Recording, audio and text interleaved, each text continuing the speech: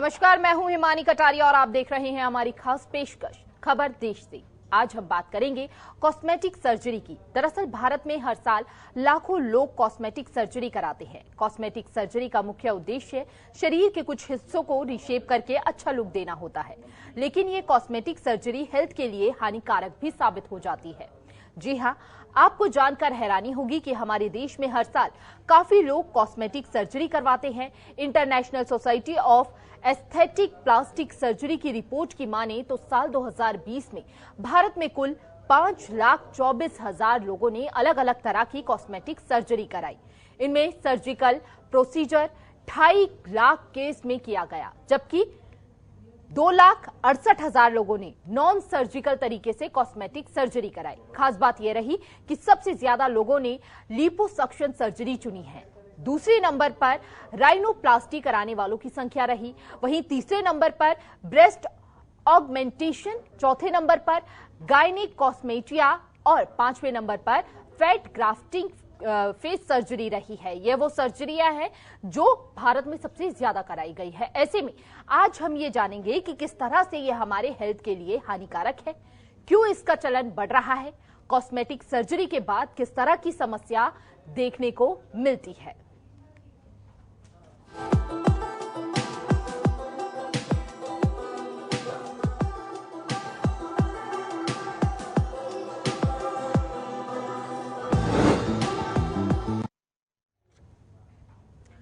तो सुंदर दिखने के लिए लोग तरह तरह के उपाय करते हैं, उनमें से एक कॉस्मेटिक सर्जरी है। लेकिन कॉस्मेटिक सर्जरी कितनी हानिकारक हो सकती है, इसका जवाब देने के लिए हमारे साथ HOD इंद्रेश हॉस्पिटल डॉक्टर सलील गर्ग जुड़ चुके हैं। साथ ही वरिष्ठ सर्जन डॉक्टर संध्या हमारे साथ जुड़ी हुई हैं। ये हमारे खास मेहमान हैं जो इस विषय पे तमाम जानकारी साझा करेंगे। सबसे पहले डॉक्टर संध्या जी से जानना चाहेंगे कि आखिर कॉस्मेटिक सर्जरी किस तरह से हमारे शरीर को नुकसान पहुंचा सकती है और ये कितनी हानिकारक हो सकती है।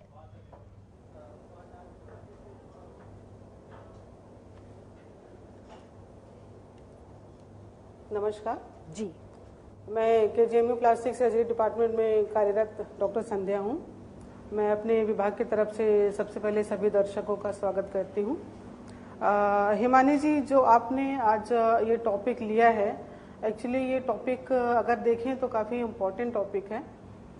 जो हमारे समाज में प्लास्टिक सर्जरी को लेकर के तरह तरह की भ्रांतियां हैं और मतलब कुछ ऐसा है कि लोगों में एक्चुअल जो फैक्ट हैं प्लास्टिक सर्जरी से रिलेटेड या कॉस्मेटिक सर्जरी से रिलेटेड उनका काफ़ी कुछ अभाव भी रहा है। तो बहुत सारे मिथ्स हैं और उसके एसोसिएटेड बहुत सारे फैक्ट्स हैं। तो सबसे पहले मैं आपको शॉर्ट में मतलब अपने दर्शकों को ये बताना चाहूँगी कि प्लास्टिक सर्जरी या कॉस्मेटिक सर्जरी एक्चुअली क्या होती है। तो अगर हम बात कर रहे हैं प्लास्टिक सर्जरी की, तो प्लास्टिक सर्जरी अपने आप में एक बहुत बड़ी विधि है। तो इसका एक छोटा सा पार्ट है कॉस्मेटिक सर्जरी, जिसके विषय में आज हम चर्चा करने के लिए यहाँ पर एकत्रित हुए हैं।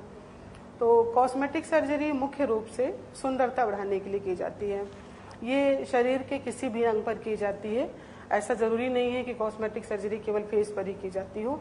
फेस पे भी की जाती है, हेयर्स पे की जाती है, हैंड पे की जाती है, एब्डोमेन पे कर सकते हैं, पैरों पे कर सकते हैं, यानी बॉडी के किसी भी अंग पर ये कॉस्मेटिक सर्जरी की जाती है जी। तो कॉस्मेटिक सर्जरी जो हम आमतौर पर जो हमारे दिमाग में ये आता है कि कॉस्मेटिक सर्जरी का मतलब हमें सुंदर दिखना है, हम सुंदर दिखते हैं जी। तो ये एक प्रकार की मोडेलिटी है कि हम इसमें कॉस्मेटिक सर्जरी में सुंदरता भी बढ़ा सकते हैं।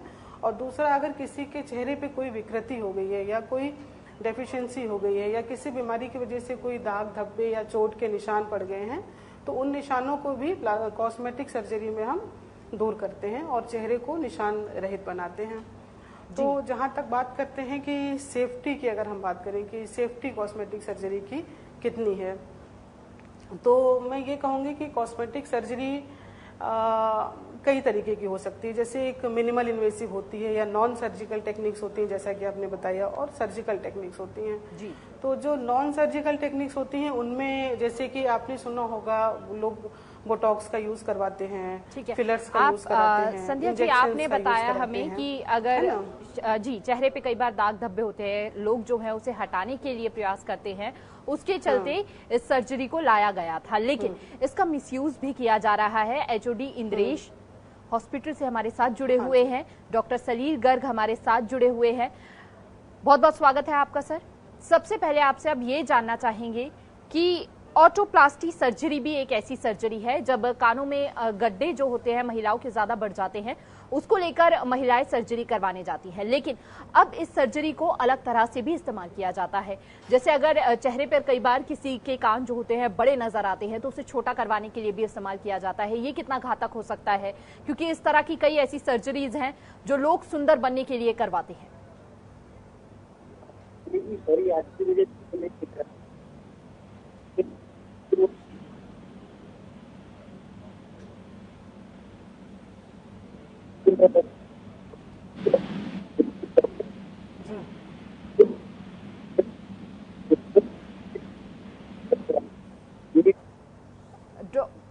डॉक्टर सलील जी, आपसे संपर्क साधने में थोड़ी सी परेशानी हो रही है।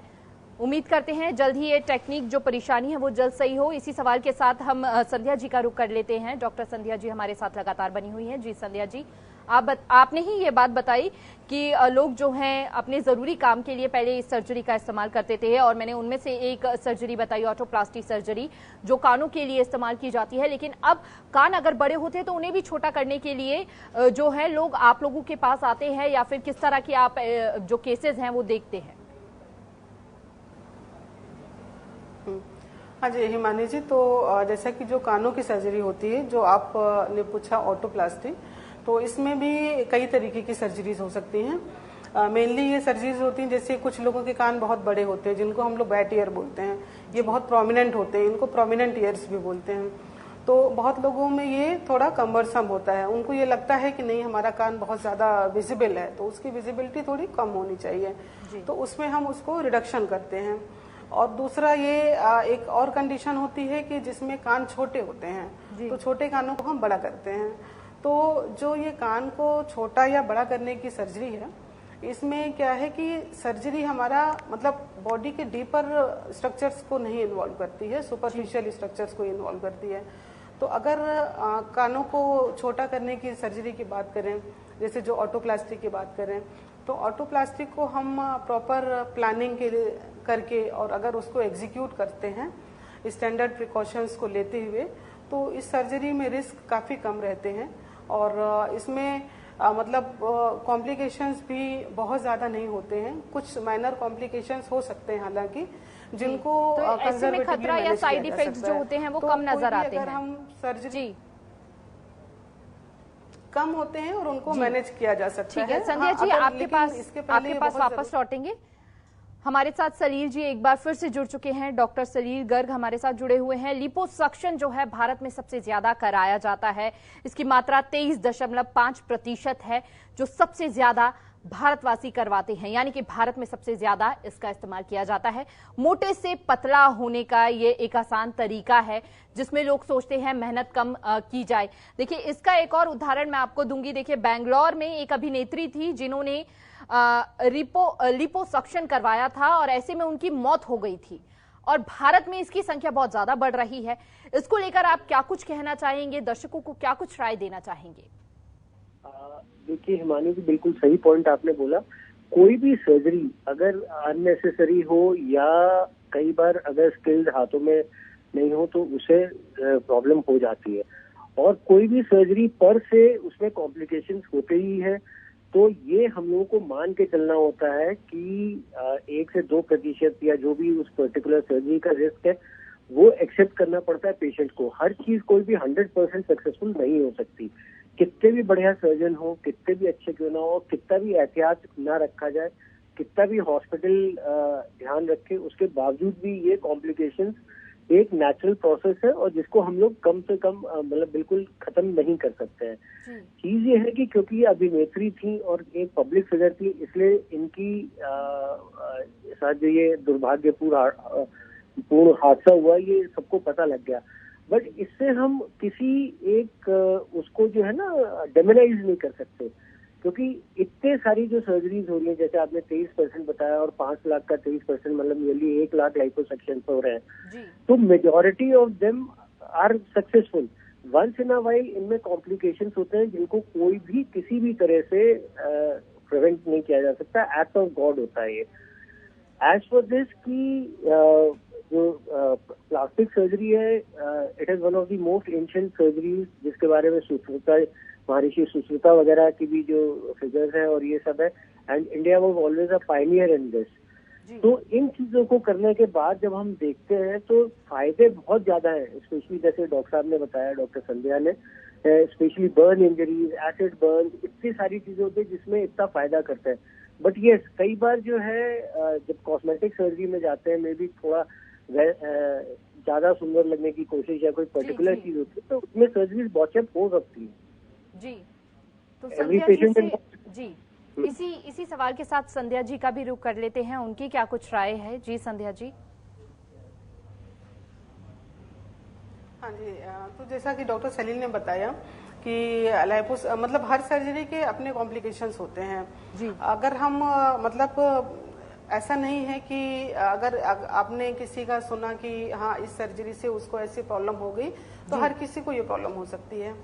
ये सर्जरीज के कॉम्प्लिकेशंस कुछ अवॉइडेबल होते हैं जिनको हम अवॉइड कर सकते हैं, लेकिन कुछ कंडीशन ऐसे भी होती हैं कि हमको पेशेंट का सिलेक्शन भी करना होता है कि हमको एक्चुअली जानना जरूरी है कि एक्चुअली उस पेशेंट को ये सर्जरी की जरूरत है कि नहीं है, और अगर जरूरत है तो कितनी जरूरत है जी। तो ये जानना बहुत जरूरी है। आजकल क्या है कि आपने कहा कि ये जानना मतलब जरूरी होता है कि पेशेंट की हालत कैसी है, लेकिन अगर हम ब्रिटेन की एक एग्जांपल यहाँ पर एडजस्ट करना चाहेंगे। ब्रिटेन में कहा गया है सीधे तौर पर कि जो लोग कॉस्मेटिक सर्जरी करवाने के लिए टर्की जा रहे हैं, लगभग 17% लोगों की वहां पर मौत हो रही है।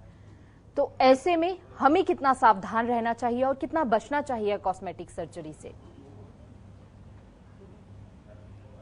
कॉस्मेटिक सर्जरी की जो आपने जहाँ तक बात की है, तो अगर हम देखें तो उसमें फर्स्ट ऑफ ऑल हमको तो ये डाटा देखना होगा कि वो किस तरीके की कॉस्मेटिक सर्जरी की गई है।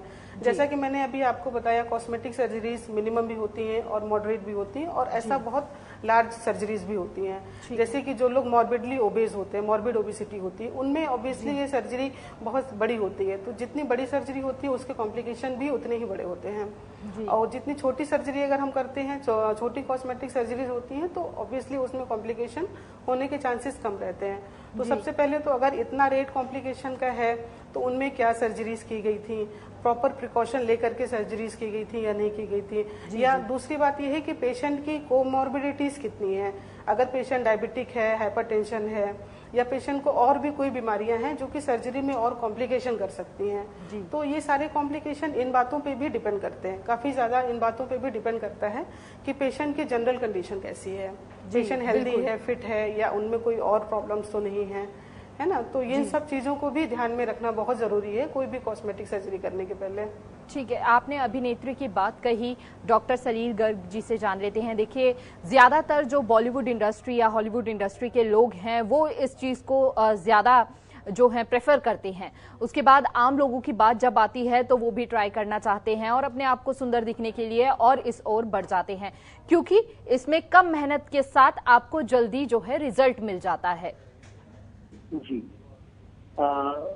देखिए हिमानी जी, पहली चीज तो यह है कि beauty lies in the I of the beholder. तो ब्यूटी के अलग अलग पैरामीटर्स होते हैं, जो आज की तारीख में पैरामीटर्स हुए उस हिसाब से लोग अपना ट्राई करते हैं। जैसे कि आपने नेजोप्लास्टी हो गई या अभी मैडम ने ऑटोप्लास्टी के बारे में बताया जी। अच्छा, मैं कार्डियोलॉजिस्ट हूँ, तो लाइपोसक्शन से हमारा थोड़ा सा पाला पड़ता रहता है, बिकॉज हमारे पास बड़े पेशेंट्स आते हैं जो कि मॉर्बिडली ओबीज होते हैं जी। तो जो ओबीज होते हैं उनमें कई बार जब बाकी सब तरीके फेल कर जाते हैं, जैसे कि डाइट, एक्सरसाइज और ये सब, तो maybe then that is the time when we go in for liposuction. Liposuction के अपने भी काफी साइड इफेक्ट्स रहते हैं। हालांकि 17% जो आपने बताया ये थोड़ा सा ज्यादा लग रहा है, और जैसे डॉक्टर संध्या ने बताया कि ये एक बार पता लगाना पड़ेगा कि कौन सी सर्जरीज हो रही है जिसमें इतना हाई रेट ऑफ कॉम्प्लिकेशन है, बिकॉज दैट मीन्स कि 1 in 5 person is losing his life और लूजिंग हिज और हर लाइफ जी। तो ये वाली चीज देखनी पड़ेगी। एज सच लाइपोसक्शन में अपना जो है थोड़ा सा वो रहता है, रिस्क रहता है, बट इतना हाई नहीं रहता। And most of the patients they respond to proper treatment with liposuction. जी, तो ऐसे में डॉक्टर को भी सावधानी बरतने की जरूरत है और जो लोग सर्जरी करवाने आ रहे हैं उन्हें भी सावधानी बरतने की जरूरत है। डॉक्टर संध्या ने बोला, बहुत ही इम्पोर्टेंट पॉइंट बोला कि patient selection is very important. Not every morbidly obese patient will require liposuction, nor will every patient require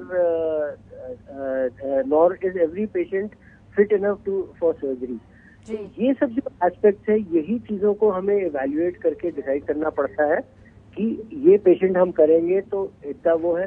कुछ पेशेंट्स में इंस्पाइट ऑफ एवरीथिंग रिस्क काफी हाई हो जाता है, और कुछ में even very risky patients we can take them off easily. जी, तो इसमें patient selection, experience of doctors, if you are from a department of surgery, तो ये सब चीजों का अपने आप वो फायदा हो जाता है। ये सब चीजों का बहुत फर्क पड़ता है। जी, एक ऐसी ही अलग सी सर्जरी के बारे में भी जानना चाहेंगे जिसका नाम है गायनेकोमेस्टिया सर्जरी। न केवल इसे फीमेल करवाती हैं बल्कि मेल की रुचि भी अब ज्यादा बढ़ती जा रही है।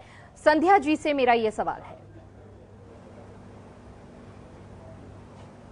अच्छा हिमानी जी, ये जो आपने कंडीशन जो पूछी है गायनेकोमेस्टिया, ये आजकल बहुत कॉमन कंसर्न है, बहुत कॉमन कंडीशन है। ये एक्चुअली कंडीशन जो है, this is a enlargement of the male breast, इसको हम गायनेकोमेस्टिया बोलते हैं। तो इसके बहुत सारे कॉजेज हो सकते हैं। एक तो कुछ मेटाबॉलिक कॉजेज होते हैं, या आजकल लोगों में क्या है कि जो बहुत रैपिड वेट लूज करते हैं, जैसे बहुत सारे पेशेंट्स ऐसे होते हैं, बहुत सारे मेल पेशेंट ऐसे होते हैं जो बहुत ओबीज होते हैं, लेकिन वो जिम वगैरह करके बहुत रैपिड वेट लूज करते हैं। तो उस केस में क्या होता है कि उनके शरीर के बाकी हिस्से का वेट कम हो जाता है, लेकिन उनका ब्रेस्ट वो कंपैरेटिवली थोड़ा प्रोमिनेंट दिखने लग जाता है। जी, तो ये भी बहुत कंसर्न होता है पेशेंट में। तो इस कंप्लेन को लेकर के भी पेशेंट आते हैं हमारे पास। तो ऐसे में जो मांस होता है भी है, मतलब इस जी आपसे जानना चाहती हूँ, जो मांस होता है वो फेफड़ों के नजदीक आने लग जाता है, तो ऐसे में किसी भी जो पेशेंट पहुंचते हैं उन्हें सांस लेने में दिक्कतें हो रही होती हैं, इस तरह की भी खबरें सामने आई हैं। नहीं नहीं, बिल्कुल नहीं, ऐसा नहीं है। जो गायनेकोमेस्टिया में जो मांस होता है वो फेफड़ों के नजदीक नहीं होता है, ये कम्प्लीटली चेस्ट वॉल के ऊपर होता है। जो हमारा ब्रेस्ट टिश्यू होता है, ये ब्रेस्ट टिश्यू में मांस रहता है, और ये फैट भी हो सकता है और ग्लैंडुलर भी हो सकता है। तो इसके गायनेकोमेस्टिया में ऐसे बहुत मेरे ख्याल से रेयर इंस्टांस होंगे अगर ऐसा हुआ तो। अदरवाइज ऐसा नहीं होता है कि गायनेकोमेस्टिया की वजह से फेफड़े में दिक्कत हो या सांस फूलने जैसी दिक्कत हो। तो gynaecomastia is a superficial condition only, जो कि ब्रेस्ट टिश्यू में ही होता है। तो इसे कराना या ना कराना कितना सही और कितना गलत होगा? देखिए, गायनेकोमेस्टिया अगर किसी पेशेंट को कंप्लेन है तो ऑब्वियस सी बात है, अगर मेल पेशेंट है, उसका ब्रेस्ट एनलार्जमेंट है, तो उसको प्रॉब्लम्स होती हैं। जैसे कहीं सोशल गैदरिंग में जा रहा है तो उसको प्रॉब्लम हो सकती है, या बहुत सारे जिम इंस्ट्रक्टर्स होते हैं जिसमें बॉडी का काफी पार्ट एक्सपोज होता है, तो उनको प्रॉब्लम्स होती हैं कि अगर उनका ब्रेस्ट अननेचुरली थोड़ा बड़ा दिखता है तो this is not a purely, मतलब कि अगर उनको इससे प्रॉब्लम होती है, तो अगर उनको प्रॉब्लम होती है तो इसका ट्रीटमेंट कराना चाहिए। They should go for the treatment. और ऐसा नहीं है कि अगर प्रॉब्लम हो रही है तो फिर आप इस डर से ट्रीटमेंट ना कराएं कि इसके कॉम्प्लिकेशंस हैं। हालांकि कॉम्प्लिकेशंस हैं वो माइनर कॉम्प्लिकेशंस हैं जो कि हर सर्जरी से होते हैं, लेकिन ट्रीटमेंट अगर पेशेंट को प्रॉब्लम हो रही है तो इसका ट्रीटमेंट भी मौजूद है हमारे पास, इस तरह ट्रीटमेंट भी हम कर सकते हैं। इस तरह की भी जानकारी सामने आती है कि सर्जरी के बाद मांसपेशियों में दर्द होना शुरू हो जाता है, या फिर चिकत्ते से दाग पड़ने लग जाते हैं स्किन पर। नहीं, देखिए, जो चिकत्ते से दाग पड़ते हैं वो तो ये है कि जैसे हम लोग गायनेकोमेस्टिया का जो ऑपरेशन करते हैं वो दो तरीके से करते हैं। एक तो लाइपोसक्शन विधि द्वारा करते हैं जो कि पेट के लिए यूज होता है, वो सेम विधि गायनेकोमेस्टिया के लिए भी यूज होता है। लाइपोसक्शन से हम लोग फैट को निकाल लेते हैं, और अगर वो फैट काफी ग्लैंडुलर है, उसमें ग्लैंड्स हैं, तो उसके लिए हमको ओपन करके करना पड़ता है। ठीक है। और जो ओपन करते हैं वो भी बहुत स्मॉल इंसिजन से करते हैं, अराउंड 1-1.5 सेंटीमीटर। तो ये बहुत ज्यादा प्रोमिनेंट निशान नहीं होते हैं, और अगर थोड़े बहुत निशान होते हैं तो वो 2-3 दिन के ड्यूरेशन पे या मैक्सिमम 1 वीक के ड्यूरेशन पे वो खत्म हो जाते हैं, वो चले जाते हैं। ठीक है। फिलहाल संध्या जी, आपने अभी पेट का जिक्र किया तो मेरे जहन में एक सवाल उठा कि आजकल के समय में पेट को अंदर करने का बड़ा प्रयास करते हैं लोग, और काफी मेहनत के बाद भी जब पेट अंदर नहीं होता तो शायद कुछ लोग ऐसे होते हैं जो सर्जरी की ओर रुख कर लेते हैं। मेरा सवाल डॉक्टर सलील जी से है। एब्डोमिनल प्लास्टिक सर्जरी कहा जाता है उसे, तो वो कितना नुकसानदायक हो सकता है, हानिकारक साबित हो सकता है ऐसे लोगों के लिए जो अपने आप को फिट दिखाना चाह रहे हो जल्द से जल्द? देखिए हिमानी जी, बिल्कुल इंटरेस्टिंग सा सवाल है, क्योंकि एक तो फिट दिखाने के लिए जो है वो तो जरूरी है ही है कि ये सब सर्जरीज होती हैं। अब कितना इम्पोर्टेंट और कितनी कॉम्प्लिकेटेड है, इट डिपेंड्स कि कितनी बड़ी सर्जरी है। जैसे डॉक्टर ने बोला, if the surgery is big और काफी ज्यादा उनको ऑपरेट करना पड़ेगा एरिया, तो ऑब्वियसली कॉम्प्लिकेशन रेट भी हाई होगा और शायद सक्सेस भी उतना अच्छा नहीं होगा। बट जो नॉर्मल रहते हैं, जो best ways even today I would feel are the natural ways for attaining a good body contour and shape. Of course surgical helps and there certain times, इसीलिए जो पेशेंट सिलेक्शन वाला part होता है, जब doctors ethically उनको देखते हैं, तो generally most of the doctors will give you the correct advice कि ये करना चाहिए कि नहीं करना चाहिए, और ये हो जाता है। उसके बावजूद भी there are few patients who will continue to insist कि नहीं डॉक्टर साहब ऐसे हैं, और स्पेशली जो लोग जिम इंस्ट्रक्टर्स या जो बॉडी कॉन्शियस होते हैं, उनमें ये चीज ज्यादा देखी जाती है जी। तो उसमें I think doctor Sandhya will give you a better idea rather than. जी जी जी जी, बिल्कुल बिल्कुल। डॉक्टर संध्या जी, आपसे जवाब चाह रहे हैं डॉक्टर सलील जी, आप क्या कहना चाहेंगे? जी हाँ जी हिमानी जी, थैंक यू डॉक्टर सलील जी। देखिए, जो हमारे पास जो आपका सवाल है, जो लाइपोसक्शन एब्डोमेन का है, जिसको एब्डोमिनोप्लास्टी बोलते हैं, एब्डोमिनल प्लास्टिक सर्जरी, तो ये दोनों अलग अलग चीजें हैं। लाइपोसक्शन में क्या हम लोग करते हैं कि एक मशीन से अंदर का फैट हम लोग सक करके निकालते हैं जी, और एब्डोमिनोप्लास्टी में क्या करते हैं, ये सर्जिकल प्रोसीजर होता है जिसमें हम लोग इंसिजन लगा के करते हैं। तो दोनों का सिलेक्शन क्राइटेरिया डिफरेंट है। लाइपोसक्शन के कैंडिडेट अलग कैटेगरी के होते हैं और एब्डोमिनोप्लास्टी के कैंडिडेट अलग तरीके के होते हैं, अलग कैटेगरी होती है। तो सबसे पहले हम लोग ये डिसाइड करते हैं कि पेशेंट किस कैटेगरी में फिट बैठेगा, लाइपोसक्शन में बात वही आ जाती है कि पेशेंट और डॉक्टर दोनों को सावधानी बरतनी है इस विषय में भी। हाँ जी, बिल्कुल बिल्कुल ठीक है। समय कम है एक, बिल्कुल समय कम है। आप दोनों मेहमानों से आखिरी सवाल मेरा, सबसे पहले डॉक्टर सलील जी के पास, आप क्या कुछ दर्शकों को राय देना चाहेंगे कॉस्मेटिक सर्जरी को लेकर? देखिए, कॉस्मेटिक सर्जरी एक इम्पोर्टेंट अंग है और काफी इम्पोर्टेंट एस्पेक्ट भी है आज की लाइफ जी, मतलब मेंटल वेलबींग के लिए भी और फिजिकल वेलबींग के लिए भी। बट तभी सर्जरी करानी चाहिए जब जरूरी हो, and take your doctor's advice seriously. अगर डॉक्टर साहब बता रहे हैं या कोई चीज सजेस्ट कर रहे हैं, मतलब doctors are not knife happy, वो बिना बात के भी ऑपरेट नहीं करना पसंद करते, they are there to help you. अगर आप ट्रस्ट और उसके साथ जाते हैं, बिलीव के साथ जाते हैं, तो doctor will be able to help you much better. जी, यही सवाल संध्या जी आपसे भी, क्योंकि समय कम है, क्या कुछ राय देना चाहेंगी दर्शकों को कॉस्मेटिक सर्जरी को लेकर और इसके साइड इफेक्ट्स को देखते हुए? हाँ जी, तो मैं अपने दर्शकों को ये बताना चाहूंगी कि जैसा कि सर्जरी के साइड इफेक्ट होते हैं, कॉस्मेटिक सर्जरी के भी होते हैं, लेकिन ऐसा नहीं है कि हर कॉस्मेटिक सर्जरी के होते हैं। तो अगर आपको कोई परेशानी है तो आप डॉक्टर के पास जरूर जाएं। अगर आपको डाउट है कि मुझे ये कराना है तो आप जरूर जाएं, लेकिन फिर जाने के बाद में जो डॉक्टर आपको सलाह देते हैं उस पर आप गौर करिए, उसको आप मानिए। अगर डॉक्टर बोलते हैं कि नहीं इसकी जरूरत नहीं है, आप दूसरी मोडेलिटी पे शिफ्ट हो जाइए, तो आपको, क्योंकि वो जो आपको सलाह दे रहा है वो एक एक्सपीरियंस पर्सन है। सबसे पहले आप एक एक्सपीरियंस पर्सन के पास जाइए, ऑथोराइज पर्सन के पास जाइए, और फिर वो जो सलाह दे रहा है उसके अकॉर्डिंगली आप एक्ट करिए। अननेसेसरी सर्जरी से ऑब्वियसली बचना चाहिए। अगर जरूरत नहीं है तो फिर अननेसेसरी सर्जरी से बचें। बिल्कुल, उम्मीद करते हैं कि हमारे दर्शक जो हैं आज की इस चर्चा से बहुत कुछ सीख लेते हुए अननेसेसरी सर्जरी से बचेंगे। बहुत बहुत शुक्रिया आप दोनों मेहमानों का इस विषय पर चर्चा करने के लिए, हमारे दर्शकों तक ज्यादा जानकारी पहुंचाने के लिए। लेकिन अगर कॉस्मेटिक सर्जरी की नीड है, आप तभी इस सर्जरी को करवाएं, वरना अननेसेसरी सर्जरी आपके शरीर को नुकसान पहुंचा सकती है, हानिकारक हो सकती है। बिना डॉक्टर की सलाह लिए आप इस सर्जरी के लिए आगे ना बढ़िए। आपको फिट दिखना है, सुंदर दिखना है, व्यायाम कीजिए, अच्छी सोच रखिए, अच्छे विचार लाइए, आप खुद ब खुद सुंदर दिखेंगे। फिलहाल हमारे खास कार्यक्रम में बस इतना ही। तमाम बड़ी खबरों के लिए बने रहिए जनतंत्र टीवी के साथ।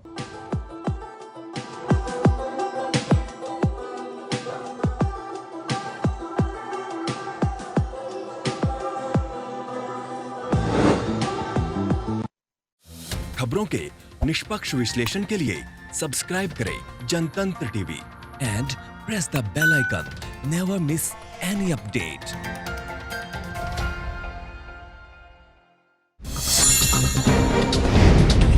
डाउनलोड कीजिए जनतंत्र टीवी ऐप को, जो कि अवेलेबल है गूगल प्ले और ऐप स्टोर पर। अधिक जानकारी के लिए अभी डाउनलोड करें।